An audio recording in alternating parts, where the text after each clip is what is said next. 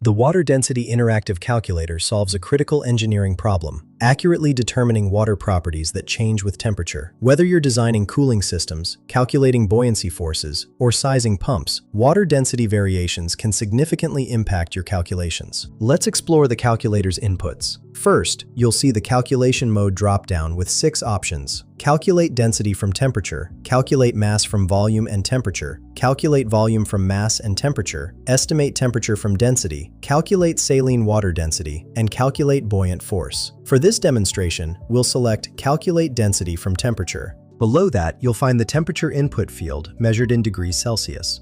The density field shows results in kilograms per cubic meter. Volume uses cubic meters, mass uses kilograms, salinity is measured in parts per thousand, and submerged volume also uses cubic meters.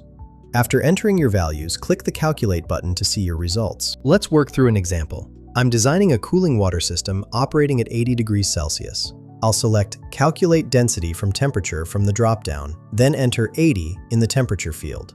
Clicking Calculate gives me a density of 971.8 kilograms per cubic meter. This is significantly different from water at 4 degrees Celsius, which has a density of 1,000 kilograms per cubic meter. This 3% difference directly affects pump sizing and flow calculations. Your calculated density value represents the actual water density at your specified conditions, essential for accurate fluid dynamics calculations and system design. One critical insight: never assume water density is 1,000 kilograms per cubic meter in real applications. Temperature variations cause significant density changes that compound across your system. Find the link in the description below.